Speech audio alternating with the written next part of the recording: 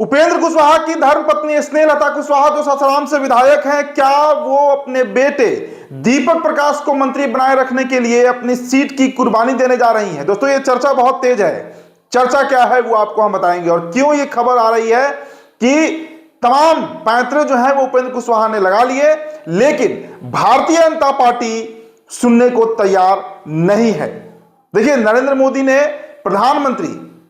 पूर्व के प्रधानमंत्री रहे पंडित जवाहरलाल नेहरू से अधिक दिनों का कार्यकाल पूरा किया। इसको लेकर दिल्ली में एक बहुत बड़ा सम्मेलन किया गया था। एनडीए घटक दल के जितने भी नेता हैं सब पहुंचे थे, उसमें उपेंद्र कुशवाहा भी दिखे थे।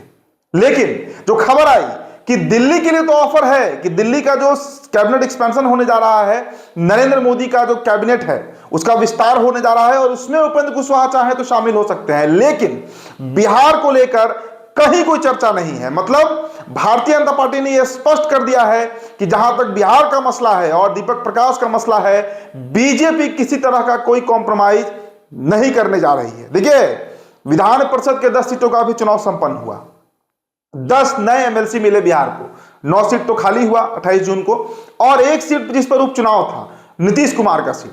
अब 4 एमएलसी बने बीजेपी से, 4 एमएलसी बने जेडीयू से, 1 लोजपा रामविलास से और 1 राजद से सुनील सिंह भी एमएलसी बन गए। चर्चा तो खूब हो रही थी कि दीपक प्रकाश एमएलसी बनेंगे और उनका मंत्री पद जो है वो कंटिन्यू रहेगा, लेकिन ऐसा नहीं हुआ। अब जो खबर है वो आपको हम बताने जा रहे हैं। क्या विकल्प बचता है दीपक प्रकाश के पास? मंत्री पद का शपथ लेने के 6 महीने के अंदर अगर दीपक प्रकाश ये नहीं दिखा पाए या वो किसी संवैधानिक पद पर नहीं जा पाए, तो ये तय है कि उनका मंत्री पद जाएगा ही जाएगा। समय सीमा कब तक है? 6 नवंबर 2026 तक उन्हें किसी ना किसी हाउस का मेंबर बनना पड़ेगा। मतलब अभी समय है, ऐसा नहीं है कि समय खत्म हो गया, लेकिन ऑप्शन खत्म है। विकल्प कहां है? क्या विकल्प बचता है दीपक प्रकाश के पास? ना बिहार में कहीं चुनाव है, ना अब एमएलसी की सीटें ही खाली होने जा रही हैं। हालांकि देखिए 8 सीट खाली होने जा रही है, लेकिन वो नवंबर के महीने में होगा, और वो विधानसभा कोटे से नहीं होगा। मतलब विधायकों के मत से विधान परिषद नहीं बनेंगे। 4 सीट खाली होने जा रहा है जो स्नातक स्तरीय एमएलसी चुनाव होता है, और 4 सीट जो है वो शिक्षक कोटा का होता है, जो शिक्षक लड़ते हैं चुनाव, उसका 4 सीट खाली होने जा रहा है। तो 8 सीट तो खाली होगा, लेकिन उन 8 सीटों में दीपक प्रकाश को या तो खुद चुनावी मैदान में उतर के लड़ना होगा। उपेंद्र कुशवाहा हालांकि एक्सपीरियंस प्लेयर है, मंझे हुए खिलाड़ी हैं इस चुनाव के, लेकिन इसके बावजूद क्या वो बेटे दीपक प्रकाश के लिए रिस्क लेंगे? और उसका अधिसूचना कब आएगा, वो चुनाव कब तक होगा, अभी तारीख जो है वो तय नहीं है।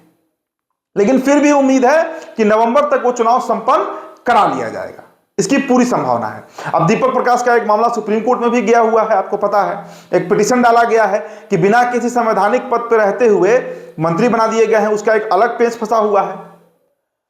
तो मिला जुला कर जो स्थिति है, अगर सुप्रीम कोर्ट का वर्डिक्ट आ जाता है, उसका अगर मतलब जो डिसीजन है वो आ जाता है, फैसला, तो हो सकता है कि दीपक प्रकाश को अभी ही मंत्री पद से इस्तीफा देना पड़ जाए।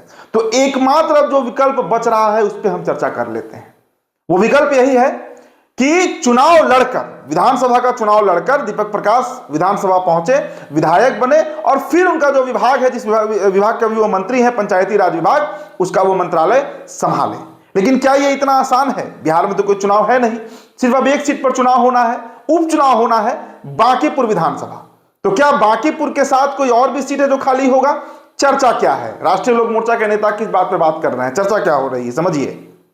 दरअसल स्नेहलता कुशवाहा जो है वो सासाराम से, देखिए पिछले विधानसभा चुनाव में जो 5 सीटें मिली थी आरएलएम को, उसमें 1 सीट पर स्नेहलता कुशवाहा चुनाव लड़ी थी। सासाराम विधानसभा जीती, अच्छे से जीती, और उसके बाद अभी वो विधायक है। अब जो खबर आ रही है कि स्नेहलता कुशवाहा अगर वो सीट कुर्बान कर देती है, मतलब इस्तीफा दे देती है, तो वो सीट रिक्त पड़ जाएगा, और बांकीपुर के साथ ही साथ सासाराम विधानसभा सीट पर भी उपचुनाव हो जाएगा। देखिए, बांकीपुर जो सीट खाली हुआ है, 30 अगस्त तक चुनाव करा लेना है, क्योंकि 6 महीने से अधिक कोई सीट खाली रह नहीं सकता है। तो 30 अगस्त तक कैसे भी बांकीपुर में चुनाव कराना है। जून का आधा महीना बीत चुका है, मतलब अगले आप कहिए 2.5 महीने के अंदर में बांकीपुर का रिजल्ट आ ही जाएगा। तो इन्हीं 2.5 महीने के अंदर क्या सासाराम विधानसभा सीट से भी दीपक प्रकाश चुनाव लड़ेंगे, उपचुनाव लड़ेंगे, अगर वहां से स्नेहलता कुशवाहा इस्तीफा कर देती है? क्योंकि देखिए, सरकार में गठबंधन के अंदर तालमेल कैसा है एक पार्टी का दूसरे पार्टी से, इसका अंदाजा आप इस बात से भी लगाइए कि बिहार में दो दो उप मुख्यमंत्री हैं, विजेंद्र यादव और विजय चौधरी। लेकिन क्या मजाल कि आप बीते 1.5-2 महीने का आप घटनाक्रम देखिए, सम्राट चौधरी के एक भी कार्यक्रम की मैं बात कर रहा हूं, आपको दोनों डिप्टी सीएम कहीं नहीं दिखेंगे।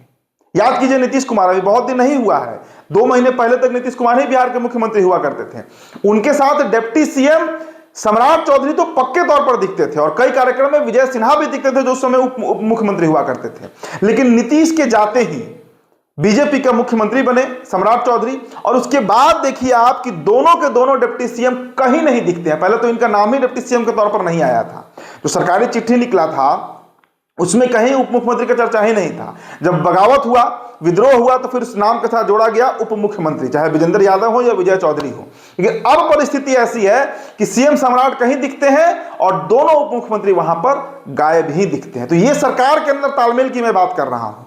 तो जब जेडीयू को बीजेपी इस तरीके से ट्रीट कर रही है, तो आप अंदाजा लगा लीजिए कि आरएलएन की क्या हैसियत बचती है, कितना प्रभाव डाल पाएंगे उपेंद्र कुशवाहा। और क्या ही कर लिया उन्होंने, दिल्ली तक गए बेटे का पैरवी लेकर, लेकिन पैरवी नहीं चला। तो अब एकमात्र जो विकल्प बच रहा है दोस्तों, वो यही है कि सासाराम सीट से दीपक प्रकाश चुनाव लड़े, चुनाव जीते, विधायक बने, और फिर मंत्री पद का वो अपना जो कार्यभार है वो संभाले।